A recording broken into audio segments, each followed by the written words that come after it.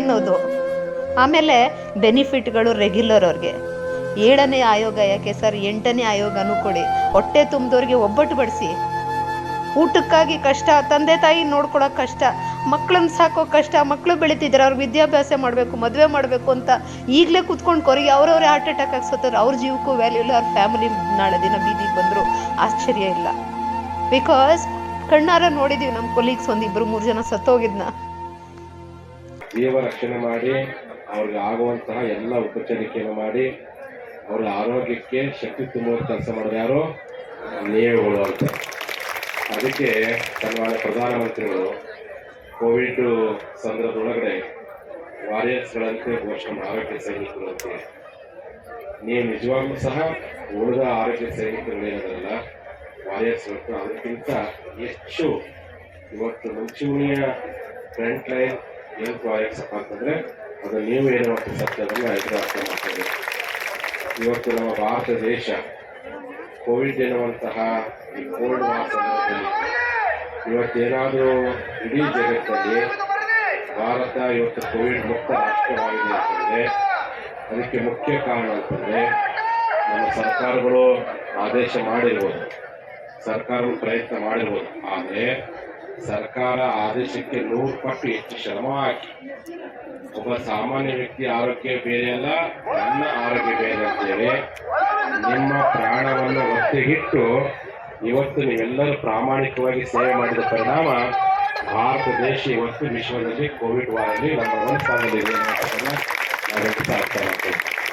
ಇಂತಹ ನಮ್ಮ ವೈದ್ಯಾಧಿಕಾರಿಗಳಿಗೆ, ಇಂತಹ ನಮ್ಮ ವೈದ್ಯಕೀಯ ಇಲಾಖೆ ನೌಕರರಿಂದ ಕಾಯಗೊಳಿಸುವಂಥ ಸರ್ಕಾರದ ಜವಾಬ್ದಾರಿ ಅಂತ. ಸಾರ್ವಜನಿಕ ಸೇವೆ ಮಾಡುವಂಥ, ನೇರವಾಗಿ ನಾಗರಿಕ ಸೇವೆ ಮಾಡುವಂತಹ ಯಾವುದೇ ಇಲಾಖೆ, ಅದು ಆರೋಗ್ಯ ಇಲಾಖೆ ಇರ್ಬೋದು, ಸಾರಿಗೆ ಇಲಾಖೆ ಇರ್ಬೋದು, ಶಿಕ್ಷಣ ಇಲಾಖೆ ಇರ್ಬೋದು, ಇವೆಲ್ಲ ನೇರವಾಗಿ ನಾಗರಿಕರಿಗೆ ತಲುಪುವಂಥ ಸೇವೆ ಮಾಡುವಂಥ ಬಹಳ ದೊಡ್ಡ ಜವಾಬ್ದಾರಿ ಇಲಾಖೆಗಳು ಅಂತ. ಇಂತಹ ಸಂದರ್ಭದಲ್ಲಿ ಇವತ್ತು ಸರ್ಕಾರ ನಮ್ಮ ಸಾರಿಗೆ ಇಲಾಖೆ ನೌಕರನ್ನು ಕಾಯಗೊಳಿಸಿದೆ. ಅವರನ್ನು ಸರ್ಕಾರಿ ನೌಕರರು ಇವತ್ತಲ್ಲೂ ಪರಿಗಣಿಸಿದೆ. ಅವರ ಪರಿಸ್ಥಿತಿ ಬಹಳ ಗಂಭೀರವಾಗಿದೆ. ಅವ್ರ ಹೋರಾಟಕ್ಕೂ ನಾನು ದುಡ್ಡಿದೆ, ಅವ್ರ ಹೋರಾಟಕ್ಕೂ ನಾನು ಭಾಗವಹಿಸಿ ಅವ್ರಿಗೆ ನ್ಯಾಯ ಕೊಡಲಿಕ್ಕೆ ಇವತ್ತಲ್ಲೂ ಪ್ರಯತ್ನ ಪಡ್ತೇನೆ. ಕಳೆದ 2 ವರ್ಷಗಳಿಂದ ಪಾಪ ಅವರೆಲ್ಲರೂ ಸೇವಕರನ್ನ ಸಸ್ಪೆಂಡ್ ಮಾಡಿ ಹೊರಗಿಟ್ಟಿದ್ದಾರೆ. ಅವರು ಭಾಳ ನೋವಿನ ವಿಚಾರ. ಅದರ ಜೊತೆಯಲ್ಲಿ ನಮ್ಮ ಶಿಕ್ಷಕರು ಮಕ್ಕಳು ಕೊಡ್ತಾರಲ್ಲ, ನಮ್ಮ ಮಕ್ಕಳಿಗೆ ಓದಿಸೋದು, ಬರೆಸೋದು, ಶಿಕ್ಷಣ ಕೊಟ್ಟು ಲಾಲ್ಯ ಪಾಲನೆ ಮಾಡುವಂಥ ಆ ಶಿಕ್ಷಕರಿಗೂ ಸಹ ಅವರು ನಿವೃತ್ತಿ ಆಗುವಂತ ಬೇಕಾದ್ರೆ ಪಿಂಚಣಿ ಸೌಲಭ್ಯ ಕೊಂಡಾಡ್ದೇ 140 ದಿನಗಳ ಕಾಲ ನಮ್ಮ ಶಿಕ್ಷಕರು ಇವತ್ತು ಪಾಠ ಮಾಡಿ ನಮ್ಮ ಗುರುಗಳಾದಂಥವ್ರು ಇವತ್ತು ತರಬೇತಿ ಮಾಡಿಕೊಂಡು ಉಪವಾಸ ಸತ್ಯದ ಮೂಲಕ ಹೋರಾಟ ಮಾಡ್ತಿದ್ರೆ. ಅದರ ಜೊತೆಯಲ್ಲಿ ಶಿಕ್ಷಕರು ಇವತ್ತಿನ ದಿನಾನು ಈಗ ಮಾಡಿದ್ದೀರಾ ಅಂತ ಸಂತೋಷ ನಮಗೆ. ನೀವು ಯಾವುದೇ ಕಾರಣಕ್ಕೂ ಕಡಿಮೆ ಅಲ್ಲ, ನೀವು ನಮ್ಮ ಮನೆ ಹೊರಗಿನವರು ಅಲ್ಲ. ನಾವು ಯಾವ ಡಾಕ್ಟ್ರಿಗೂ ಅಲ್ಲಿ ಹೇಳಿ ನಿಮಗೆ ನೋಟಿಸ್ ಕೊಡ್ತಾರೆ ಅನ್ನೋ ಅವಶ್ಯಕತೆನೂ ಇಲ್ಲ. 30,000 ಜನ, 29,999 ಜನನೂ ಇಲ್ಲಿದ್ರು ಒಬ್ಬನು ಅಲ್ಲಿ ಕೆಲಸ ಮಾಡಬಾರ್ದು ಅನ್ನೋದಷ್ಟೇ ನಮ್ಮ ಉದ್ದೇಶ. ಅದನ್ನ ಇವರು ಹೇಳಿದ್ರು, 30,000 ಜನ ಇಲ್ಲ ಅಂತ. ಕೆಲವು ಕಾರಣಾಂತರಗಳಿಂದ ಒಳಗಿದ್ದಾರೆ, ಮನೇಲಿದ್ದಾರೆ ಅಂದ್ರು. ಬಟ್ ಒಬ್ರು ಕೆಲಸಕ್ಕೆ ಹೋಗದಂತೆ ನೀವು ನೋಡ್ಕೊಳ್ಳಿ. ಒಬ್ಬ ವ್ಯಕ್ತಿಯು ಕೆಲಸಕ್ಕೆ ಹೋಗದಂತೆ ಅವರು ಎಲ್ಲರೂ, ನೀವೆಲ್ಲರೂ ಒಂದು ಸಂಘ. ಈ ಸಂಘಕ್ಕೆ ಎಲ್ರಿಗೂ ನಾನು ಹೇಳ್ತಾ, ತುಂಬಾ ಜನ ಇವರು ಹೇಳ್ತಾ ಇದ್ರು, ನಾನು ಅಂತ ಏನೂ ಮಾಡಿಲ್ಲ, ಇವರಿಗೆ ಸಾಲ ಗೀಲ ಏನೋ ಕೊಟ್ಟಿರಬಹುದೇನೋ, ನನಗೆ ಮರ್ತೋಗಿದೆ ಸುಮಾರು ಜನಕ್ಕೆ. ಬಟ್ ಎಲ್ರಿಗೂ ನನ್ನಲ್ಲಿ ಒಂದು ಇದಿದೆ, ನಮ್ಮ ಮನೆಯವರಾಗಿ ಎಲ್ಲರನ್ನೂ ಟ್ರೀಟ್ ಮಾಡ್ತೀನಿ. ಎಲ್ಲರೂ ನನ್ನ ಕ್ವಾರ್ಟರ್ಸಿಗಾಗಲಿ, ಮನೆಗೆ ಆಸ್ಪತ್ರೆಗಾಗಲಿ ತಪ್ಕೊಂಡು ಬರೋರು, ಸರ್ ನಂದು ಇದಾಗಬೇಕು ಅಂತ. ಆ ಫ್ರೀಯನ್ನು ಎಲ್ಲರೂ ಮಾಡ್ಕೊಳ್ಳಿ. ನಿಮ್ಮಲ್ಲಿ ಒಂದು ಆ ಬೇಲಿಗಳನ್ನ, ನಾವು ಹಾಕ್ಕೊಂಡಿರೋ ಬೇಲಿಗಳನ್ನ ತಡೆದ್ಬಿಟ್ಟು ನಾವು ಹೋದ್ರೆ, ಯಾವ ಮೆಡಿಕಲ್ ಆಫೀಸರು ಬೇರೆಯವರಲ್ಲ, ಯಾವ ನಿಮ್ಮ ಸಹೋದ್ಯೋಗಿಗಳು ಬೇರೆಯವರಲ್ಲ, ಎಲ್ಲರೂ ಜೊತೆ ಸೇರಿದ್ರೆ ಅವ್ರು ಒಂದು ದಿನ ಮಾಡಿ ನಮಗೆ ಸಹಾಯ ಮಾಡಿ, ಒಂದು ದಿನದ ಸ್ಟ್ರೈಕನ್ನು ಮಾಡಿ ಅಂದ್ರು. ನೀವು ನಿಮ್ಮ ವೈದ್ಯಾಧಿಕಾರಿಗಳನ್ನು ಮನವೊಲಿಸಿದ್ರೆ ಅದು ದಿನ ಸ್ಟ್ರೈಕ್ ಆಗುತ್ತೆ ಅವರಿಂದ. ಅದನ್ನು ಎಲ್ಲರೂ ಮನೆಯಲ್ಲಿ ನಿಮ್ಮ ವೈದ್ಯಾಧಿಕಾರಿಗಳನ್ನ, ನಿಮ್ಮ ಇರುವಂತಹ ಸಹೋದ್ಯೋಗಿ ಸಿಸ್ಟರ್ಗಳನ್ನ, ಸಹೋದ್ಯೋಗಿ ನಿಮ್ಮ ಬೇರೆ ಕಾಯಂ ಆಗಿರೋ ವ್ಯಕ್ತಿಗಳನ್ನ ಕೇಳಿದಾಗ ಅವರಿಂದ ನಿಮಗೆ ಬರುವಂತಹ ಪ್ರೋತ್ಸಾಹ, ಅವರಿಂದ ಬರುವಂತಹ ನೆರವು ನಿಮಗೆ ಈ 30,000 ಜನಕ್ಕೂ ಹೆಲ್ಪ್ ಆಗುತ್ತೆ. ಮುಂದೆ ಬರುವಂತ ಎಲ್ಲ ಗುತ್ತಿಗೆದಾರ, ಒಳಗುತ್ತಿಗೆ ಅಥವಾ ಹೊರಗುತ್ತಿಗೆ ಯಾವ್ದಾದ್ರು ಇದ್ರು ಅವರಿಗೆಲ್ಲ ಮತ್ತೆ ಒಂದಿನ ಗುತ್ತಿಗೆಯನ್ನು ಕಾಯಂ ಆಗುವಂತ ಅವಕಾಶಗಳು ನಿಜವಾಗ್ಲೂ ಇರುತ್ತೆ. ನಿಮಗೆಲ್ರಿಗೂ ಜಯವಾಗಲಿ. ನಿಮ್ಮ ಎಲ್ಲ ಬೇಡಿಕೆಗಳನ್ನು ನಾವು ಸರ್ಕಾರದಲ್ಲಿ, ಅದಕ್ಕೆ ನಿಕಟಪೂರ್ವ ಇಬ್ರು ಕರ್ಕೊಂಡ್ ಬಂದೀನಿ. ಇವ್ರು ಇನ್ನೂ ಅಧ್ಯಕ್ಷರು, ನಾ ಇನ್ನೂ ಚಾರ್ಜ್ ತಗೊಂಡಿಲ್ಲ, ಇವರೇ ಅಧ್ಯಕ್ಷರು. ಹಂಗಾಗಿ ಇವರು ನಿಕಟ ಹೋದ್ವಿ ಅಂತ ಹೇಳ್ತಿದ್ದೀರಾ. ಒಳಗಡೆ ಪಿಕ್ಚರ್ ನಾನು ಹೇಳ್ತೀನಿ. ಹಳ್ಳಿಯಿಂದ ನೀವೇನ್ ಕಳ್ಸ್ಕೊಟ್ರಿ ನಮ್ಮ ಡಿಸ್ಟ್ರಿಕ್ಟ್ ಹಾಸ್ಪಿಟ್ಲಿಗೆ, ನಿಜವಾಗ್ಲೂ ಸರ್ PPE ಕಿಟ್ ಹಾಕೊಂಡು 12 ಅವರ್ ಕೆಲಸ ಮಾಡಿದಾಳೆ ನನ್ನ ಫ್ರೆಂಡು ರೇಖಾ ಅಂತ. 12 ಅವರ್ ಕೆಲಸ ಮಾಡಿದಾಳೆ ಅವಳು. 12 ಅವರ್ PPE ಕಿಟ್ ಹಾಕಕ್ಕಾಗುತ್ತೆ ಸರ್? ಅದನ್ನ ಬೇಡ ಸರ್. ನಮ್ಮ ಇವರು ವೈದ್ಯಕೀಯ ಇವರಿದಾರಲ್ಲ, ನಾವು ಡಾಕ್ಟರ್ ಇದಾರೆ ತಾನೆ, ಅವ್ರು 1 ಅವರ್ ಕಿಟ್ ಹಾಕೊಳ್ಳಿ ಸರ್. ಒಂದೇ 1 ಗಂಟೆ ಕಿಟ್ ಹಾಕೊಳ್ಳಿ ಸರ್. ನೀವು 1 ಗಂಟೆ ಕಿಟ್ ಹಾಕೊಂಡು ಕೂತ್ಕೊಳ್ಳಿ, ಆಗ ನಿಮ್ನ ಡಾಕ್ಟರ್ ಅಂತ ಒಪ್ಕೋತೀನಿ ಸರ್ ನಾನು. ನಮ್ ಕಷ್ಟ ಏನು ಗೊತ್ತಾ ಸರ್ ನಿಮ್ಗೆ? ಯೂರಿನ್ ಪಾಸ್ ಮಾಡಕ್ಕಾಗಲ್ಲ, ನೀರು ಕುಡಿಯಂಗಿಲ್ಲ, ಎಷ್ಟು ಸ್ವೆಟ್ ಆಗುತ್ತೆ, ಇಡೀ ಹೋಲ್ ಬಾಡಿ ಬಟ್ಟೆ ಎಲ್ಲ ನೆಂದೋಗಿರ್ತದ್ರ ಒಳಗಡೆ ಕಿಟ್ ಹಾಕೊಂಡು. ಅಲ್ಲಿ 10 ಜನ ಸತ್ರೆ ಒಬ್ರು ಅಂತ ತೋರಿಸ್ತೀರಾ, 100 ಜನ ಸತ್ರೆ 10 ಜನ ಅಂತ ತೋರಿಸ್ತೀರಾ. ಸತ್ತೋರ್ ಸಂಖ್ಯೆ ಅಲ್ಲಿ ಸ್ಟಾಫಿಂಗ್ ಮಾತ್ರ ಗೊತ್ತಿರ್ತಿತ್ತು. PPE ಕಿಟ್ ನ ಮತ್ತೆ ಮತ್ತೆ ರೀ ಯೂಸ್ ಮಾಡಿಸಿ ಎಲ್ರಿಗೂ ಸ್ಕಿನ್ ಅಲರ್ಜಿ ಆಯ್ತು. ಯಾರು ಸರ್ ಕೇಳೋದು ಇದನ್ನ? PPE ಕಿಟ್ ನ ಅದನ್ನ ಹಾಕೊಂಡು ನಮ್ಗೆ ಜೀವನ ರೋಸ್ ಹೋಗಿತ್ತು. ಎಲ್ಲರೂ ಒಳಗಡೆ ಇರ್ತಿದ್ರು. ಮತ್ತೆ ಸರ್ ಇನ್ನೊಂದು, ನಾನು ಆಸ್ಪತ್ರೆ ಕೆಲಸ ಮಾಡ್ತೀನಿ ಅಂತ ನನ್ನ ಬಾಡಿಗೆ ಮನೆ ಓನರು ನಮ್ಮನ್ನ ಖಾಲಿ ಮಾಡಿಸಿದ್ರು. ನಾನು ಬೇರೆ ಮನೆಗೆ ಹೋದೆ, ನಮ್ಮನ್ನ ಹತ್ರ ಸೇರಿಸ್ತಿರ್ಲಿಲ್ಲ. ನಮ್ಮ ಬಂಧುಗಳಂತವ್ರು ಕೋವಿಡ್ ಡ್ಯೂಟಿ ಮಾಡ್ತಾರೆ, ಇವ್ರು ಆಸ್ಪತ್ರೆಗೆ ಹೋಗ್ತಾರೆ ಅಂತ ಯಾವ ಸಂಬಂಧಿಕರು ನಮ್ಮನ್ನ ಕರೀತಿರ್ಲಿಲ್ಲ. ಯಾವ ಫಂಕ್ಷನ್ ಅಲ್ಲೂ ನಮ್ಮ ಹತ್ರ ಬಂದು ಕೂತ್ಕೋತಿರ್ಲಿಲ್ಲ. ಯಾಕೆ ಇವ್ರು ಕೆಲಸ ಮಾಡಕ್ ಹೋಗ್ತಾರೆ ಆಸ್ಪತ್ರೆಗೆ ಅಂತ. ಇದೆಲ್ಲರಿಗೂ ಎಕ್ಸ್ಪೀರಿಯನ್ಸ್ ಆಗಿದೆ ಅನ್ಕೋತೀನಿ, ಆಯ್ತಾ? ಈ ತರ ಬೇಡ ಎಕ್ಸ್ಪೀರಿಯನ್ಸ್ ನಮ್ಗೆ ಆಗಿದೆ.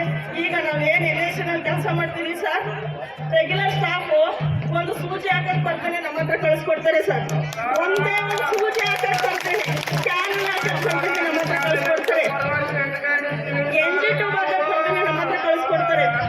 ಪ್ರತಿ ಸಮಯ ಪ್ರತಿ ಗಳಿಗೆ 1 ರೌಂಡ್ ಸ್ಟೂಡೆಂಟ್ಸ್ ಇಂಜೆಕ್ಷನ್ ಹಾಕಿ ಫೋನ್ ಇಟ್ಕೊಂಡು ಕುತ್ಕೋತಾರೆ ಸರ್. ಅವರಲ್ಲಿ ಫೋನ್ ಇಟ್ಕೊಂಡು ಕುತ್ಕೋತಾರೆ. ನಾವು ಹೋಗಿ ನಿಂತ್ಕೊಂಡವ್ರು ಎಲ್ಲರೂ ಕಾಲು ಊತ ಬಂದಿದೆ, ಹೋಗಿ ನಿಂತ್ರೆ CPAP ವೆಂಟಿಲೇಟರ್ ಎಷ್ಟು ಬೇಬಿ ರೆಫರ್ ಬರುತ್ತೆ ಎಲ್ಲ ತಗೊಂಡು ಯಾವ ತರ ಕೆಲಸ ಮಾಡ್ತೀವಿ, ಮಿಷಿನ್ ತರ ಕೆಲಸ ಮಾಡ್ತೀವಿ ಸರ್ ನಾವು. ನಿಜವಾಗ್ಲೂ ಒಬ್ಬೊಬ್ಬರಿಗೂ 10 ಜನ ಡಾಕ್ಟರ್ಗಿರೋಷ್ಟು ನಾಲೆಡ್ಜ್ ಇಲ್ಲ ನಮ್ಮ NSCನವ್ರಿಗೆ ಅಂತ ಹೇಳ್ಬೋದು. ನನಗೆ ಹೆಮ್ಮೆಯಿಂದ ಹೇಳ್ತೀನಿ ಸರ್, 10 ಜನ ಡಾಕ್ಟರ್ಗಿಂತ ಹೆಚ್ಚಿನ ನಾಲೆಡ್ಜ್ ನಮ್ಗಳಿಗಿದೆ. ಯಾಕೆ ಸರ್ ನಮಗೆ ಜಾಸ್ತಿ ಸಂಬಳ ಕೊಡೋದು? ನಾವು 15 ವರ್ಷದಿಂದ ಕಾಯ್ವಿ, ಇವತ್ತು ಜಾಸ್ತಿ ಮಾಡ್ತಾರೆ, ನಾಳೆ ಜಾಸ್ತಿ ಮಾಡ್ತಾರೆ. ಸರ್ಕಾರದನ್ನ ಕೇಳ್ಬಾರ್ದು ಅವ್ರಿಗೆ ಗೊತ್ತಾಗುತ್ತೆ ಅಂತ ಕಾಯ್ವಿ. ಬಟ್ ಅವ್ರಿಗೆ ಗೊತ್ತಾಗ್ಲಿಲ್ಲ. ನನಗೊಂದು ಬೇಜಾರು, 3 ಸರ್ಕಾರವೂ ಇದೆ, 3 ಸರ್ಕಾರನೂ ಬಂದೋಗಿದೆ. 3 ಸರ್ಕಾರದವ್ರನ್ನೂ ನಾವು ಕೇಳ್ಕೊಂಡಿದ್ವಿ. 3 ಜನನು ನಮ್ಗೆ ಏನು ಒಳ್ಳೇದು ಮಾಡಿಲ್ಲ, ಯಾರ ಬಗ್ಗೆನೂ ನಮಗೆ ನಂಬಿಕೆ ಇಲ್ಲ. ಈ ಮೂಲಕ ನಾನು ಹೇಳ್ತಿದ್ದೀನಿ, ಯಾವ್ದಾದ್ರು ಒಂದು ಹೊಸ ಪಕ್ಷ ಗೆಲ್ಸಿ ಆ ಪಕ್ಷದ ಮೂಲಕ ನಾವು ಕೆಲಸ ಗಿಟ್ಟಿಸ್ಕೋಬೇಕು ಅಂತ ನನಗೆ ಅನಿಸ್ತಿದೆ. ಪಕ್ಷದಲ್ಲಿ ಏನ್ ಆಮ್ ಆದ್ಮಿ ಪಕ್ಷ ಬಂದಿದೆ, ಅದನ್ನಾರು ಗೆಲ್ಸಿ ಅವ್ರಿಗೆ ಚಾನ್ಸ್ ಕೊಟ್ಟು ನೋಡೋಣ ಅಂತ ಅನಿಸ್ತಿದೆ. ಯಾರು ಬೇರೆ ಕಿತ್ತಿಲ್ಲ, ಯಾರು ಹೋರಾಡಿಲ್ಲ. ತಿರ್ತಿರ್ಗ ಬರ್ತಾವ್ರೆ, ಏನ್ ತಂದ್ರೆ ಅವ್ರ ಮನೆ ಹಾಳಾಗೋಯ್ತು ಹೋಗಿ. ಹಾಗಾಗಿ ನಿಮ್ಮನೆ ಹೆಂಗಾದ್ರೂ ಹಾಳು ಮಾಡ್ಕೊಳ್ಳಿ. ಸಾವಿರಾರು ಕುಟುಂಬದಲ್ಲಿ ಇವತ್ತು 30,000 ನೀವು ಎಲ್ಲ ಇದ್ದೀರಿ ಅಂತ ಅಂದ್ಬಿಟ್ಟು ಹೇಳ್ತಾ ಇದ್ರು. 30,000 ನೌಕರಿದ್ದಾರೆ ಅಂತ ಅಂದ್ರೆ 30,000 ನೌಕರರ ಪ್ರಶ್ನೆ ಬರಲ್ಲ. ಇದು 30,000 ಕುಟುಂಬ, 30,000 ಕುಟುಂಬದ ಜೀವನದ ಭವಿಷ್ಯದ ಪ್ರಶ್ನೆ ಇದು. 30,000 ಜನ ಅಲ್ಲ, 30,000 ಇಂಟು 5 ಹಾಕೊಟ್ಟು ಅಂತಂದ್ರೆ ಎಷ್ಟೋ ಸಾವಿರ ಹೋಗ್ಬಿಡ್ತದೆ, ಲಕ್ಷ ಹೋಗ್ಬಿಡ್ತು. ಹಾಗಾಗಿ ಇಷ್ಟೆಲ್ಲ ಕುಟುಂಬವನ್ನ ನಿರ್ವಹಣೆ ಮಾಡ್ಲಿಕ್ಕೆ ತನ್ನ ಗಂಡ ಯಾವ ತರ ಇದ್ರು, ಏನ್ ಬರುತ್ತಾ ಇದ್ರು ಗೊತ್ತಿಲ್ಲ. ಆಮೇಲೆ ನಮ್ಮ ಅಣ್ಣ ಕೆಲಸ ಮಾಡ್ತಾರೆ, ಅವ್ರ ಹೆಂಡತಿ ಏನ್ ಮಾಡ್ತಾ ಇದ್ರು ಗೊತ್ತಿಲ್ಲ. ನಾವು ನಮ್ಮ ಕುಟುಂಬವನ್ನ ನಿಭಾಯಿಸಬೇಕು, ಮತ್ತೆ ಮಕ್ಕಳ ವಿದ್ಯಾಭ್ಯಾಸವನ್ನ ಉನ್ನತೀಕರಿಸಬೇಕು, ವೃದ್ಧ ತಂದೆ ತಾಯಿಗಳನ್ನ ನೋಡ್ಕೋಬೇಕು ಅನ್ನೋ ನಿಟ್ಟಿನಲ್ಲಿ ಇವತ್ತು ಕೆಲಸದ ಒಂದು ಅಪೇಕ್ಷೆಯಲ್ಲಿ ಕೆಲಸವನ್ನ ಮಾಡ್ತಾ ಇದ್ರಿ. ಅದಕ್ಕೆ ಕಣ್ಣೀರು ಹಚ್ಚುವಂತ ಕೆಲಸವನ್ನ ಈ ರಾಜಕೀಯ ಪುಡಾರಿಗಳು ಅಂತೀನಿ ನಾನು. ಅವ್ರನ್ನ ಯಾರು ಭ್ರಷ್ಟ ಇರ್ತಾರೆ ಅವರು ಪುಡಾರಿಗಳು. ಒಳ್ಳೆಯವ್ರು ಮಾತ್ರ, ಅವ್ರು ಒಳ್ಳೆಯವ್ರು ಯಾರು ನಾವು ಶ್ಲಾಘಿಸುವಂತ ಕೆಲಸ ಮಾಡ್ತೀವಿ. ಅವ್ರ ಕೈಗೋ ಕಾಲ್ಗೋ ಮುಗಿತಿರ್ಬೇಕಾದ್ರೆ ಇದರಲ್ಲಿ 95 ಭಾಗ ಭ್ರಷ್ಟ ಇದ್ದಾರೆ. ಹಾಗಾಗಿ ಏನು ನಿರಂತರವಾಗಿ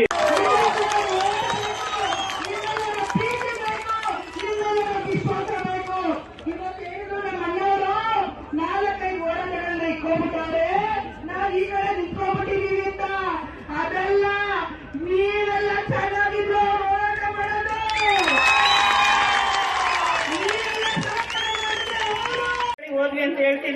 ಒಳಗಡೆ ಪಿಕ್ಚರ್ ನಾನು ಹೇಳ್ತೀನಿ. ಹಳ್ಳಿಯಿಂದ ನೀವೇನು ಕಳಿಸ್ಕೊಟ್ರಿ ನಮ್ಮ ಡಿಸ್ಟ್ರಿಕ್ಟ್ ಹಾಸ್ಪಿಟ್ಲಿಗೆ, ನಿಜವಾಗ್ಲೂ ಸರ್ PPE ಕಿಟ್ ಹಾಕೊಂಡು 12 ಅವರ್ ಕೆಲಸ ಮಾಡಿದ್ದಾಳೆ ನನ್ನ ಫ್ರೆಂಡು ರೇಖಾ ಅಂತ.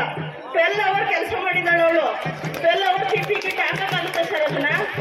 ಬೇಡ ಸರ್.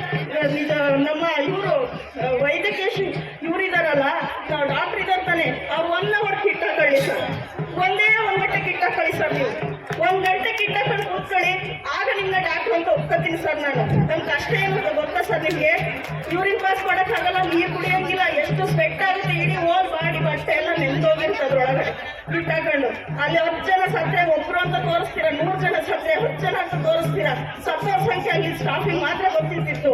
PPE ಕಿಟ್ನ ಮತ್ತೆ ಮತ್ತೆ ರೀ ಯೂಸ್ ಮಾಡಿಸಿ ಎಲ್ರಿಗೂ ಸ್ಕಿನ್ ಅಲರ್ಜಿ ಆಯ್ತು. ಯಾರು ಸರ್ ಕೇಳೋದು ಇದನ್ನ? PPE ಕಿಟ್ನ ಅದನ್ನ ಹಾಕೊಂಡು ನಮ್ಗೆ ಜೀವನ ರೋಸ್ ಹೋಗಿತ್ತು. ಎಲ್ಲರೂ ಒಳಗಡೆ ಇರ್ತಿದ್ರು. ಮತ್ತೆ ಸರ್ ಇನ್ನೊಂದು, ನಾನು ಆಸ್ಪತ್ರೆ ಕೆಲಸ ಮಾಡ್ತೀನಿ ಅಂತ ನನ್ನ ಬಾಡಿಗೆ ಮನೆ ಓನರು ನಮ್ಮನ್ನ ಖಾಲಿ ಮಾಡಿಸಿದ್ರು. ನಾನು ಬೇರೆ ಮನೆಗೆ ಹೋದೆ, ನಮ್ಮನ್ನ ಹತ್ರ ಸೇರಿಸ್ತಿರ್ಲಿಲ್ಲ. ನಮ್ಮ ಬಂಧುಗಳಂತವ್ರು ಕೋವಿಡ್ ಡ್ಯೂಟಿ ಮಾಡ್ತಾರೆ, ಇವ್ರು ಆಸ್ಪತ್ರೆಗೆ ಹೋಗ್ತಾರೆ ಅಂತ ಯಾವ ಸಂಬಂಧಿಕರು ನಮ್ಮನ್ನ ಕರೀತಿರ್ಲಿಲ್ಲ. ಯಾವ ಫಂಕ್ಷನ್ ಅಲ್ಲೂ ನಮ್ಮ ಹತ್ರ ಬಂದು ಕೂತ್ಕೋತಿರ್ಲಿಲ್ಲ. ಯಾಕೆ ಇವ್ರು ಕೆಲಸ ಮಾಡಕ್ ಹೋಗ್ತಾರೆ ಆಸ್ಪತ್ರೆಗೆ ಅಂತ. ಇದೆಲ್ಲರಿಗೂ ಎಕ್ಸ್ಪೀರಿಯನ್ಸ್ ಆಗಿದೆ ಅನ್ಕೋತೀನಿ, ಆಯ್ತಾ? ಈ ತರ ಬೇಡ ಎಕ್ಸ್ಪೀರಿಯನ್ಸ್ ನಮ್ಗೆ ಆಗಿದೆ. ಈಗ ನಾವು ಏನ್ NIC ಕೆಲಸ ಮಾಡ್ತೀವಿ ಸರ್, ರೆಗ್ಯುಲರ್ ಸ್ಟಾಫ್ ಒಂದು ಸೂಜಿ ಹಾಕಕ್ ಬರ್ತಾನೆ ನಮ್ಮ ಹತ್ರ ಕಳಿಸ್ಕೊಡ್ತಾರೆ ಸರ್. ಒಂದೇ ಒಂದು ಸೂಜಿ ಹಾಕಕ್ ಬರ್ತಾನೆ, ಕ್ಯಾನ್ ಹಾಕಕ್ ಬರ್ತಾನೆ ನಮ್ಮ ಹತ್ರ ಕಳಿಸ್ಕೊಡ್ತಾರೆ. NG2 ಹಾಕಕ್ ಬರ್ತಾನೆ ನಮ್ಮ ಹತ್ರ ಕಳಿಸ್ಕೊಡ್ತಾರೆ. ಪ್ರತಿ ಸಮಯ ಪ್ರತಿ ಗಳಿಗೆ 1 ರೌಂಡ್ ಸ್ಟೂಡೆಂಟ್ಸ್ ಇಂಜೆಕ್ಷನ್ ಹಾಕಿ ಫೋನ್ ಇಟ್ಕೊಂಡು ಕುತ್ಕೋತಾರೆ ಸರ್. ಅವರಲ್ಲಿ ಫೋನ್ ಇಟ್ಕೊಂಡು ಕುತ್ಕೋತಾರೆ. ನಾವು ಹೋಗಿ ನಿಂತ್ಕೊಂಡವ್ರು ಎಲ್ಲರಿಗೂ ಕಾಲು ಊತ ಬಂದೈತೆ, ಹೋಗಿ ನಿಂತ್ರೆ CPAP ವೆಂಟಿಲೇಟರ್ ಎಷ್ಟು ಬೇಬಿ ರೆಫರ್ ಬರುತ್ತೆ ಎಲ್ಲ ತಗೊಂಡು ಯಾವ ತರ ಕೆಲಸ ಮಾಡ್ತೀವಿ, ಮಿಷಿನ್ ತರ ಕೆಲಸ ಮಾಡ್ತೀವಿ ಸರ್ ನಾವು. ನಿಜವಾಗ್ಲೂ ಒಬ್ಬೊಬ್ಬರಿಗೂ 10 ಜನ ಡಾಕ್ಟರ್ಗಿರೋಷ್ಟು ನಾಲೆಡ್ಜ್ ಇಲ್ಲ ನಮ್ಮ NIC-ನವ್ರಿಗೆ ಅಂತ ಹೇಳ್ಬೋದು. ನಾನು ಹೆಮ್ಮೆಯಿಂದ ಹೇಳ್ತೀನಿ ಸರ್, 10 ಜನ ಡಾಕ್ಟರ್ಗಿಂತ ಹೆಚ್ಚಿಗೆ ನಾಲೆಡ್ಜ್ ನಮ್ಗಳಿಗಿದೆ. ಯಾಕೆ ಸರ್ ನಮಗೆ ಜಾಸ್ತಿ ಸಂಬಳ ಕೊಡೋದು? ನಾವು 15 ವರ್ಷದಿಂದ ಕಾಯ್ವಿ, ಇವತ್ತು ಜಾಸ್ತಿ ಮಾಡ್ತಾರೆ, ನಾಳೆ ಜಾಸ್ತಿ ಮಾಡ್ತಾರೆ. ಸರ್ಕಾರದನ್ನ ಕೇಳ್ಬಾರ್ದು ಅವ್ರಿಗೆ ಗೊತ್ತಾಗುತ್ತೆ ಅಂತ ಕಾಯ್ವಿ. ಬಟ್ ಅವ್ರಿಗೆ ಗೊತ್ತಾಗ್ಲಿಲ್ಲ. ನನಗೊಂದು ಬೇಜಾರು, 3 ಸರ್ಕಾರವೂ ಇದೆ, 3 ಸರ್ಕಾರನೂ ಬಂದೋಗಿದೆ. 3 ಸರ್ಕಾರದವ್ರನ್ನ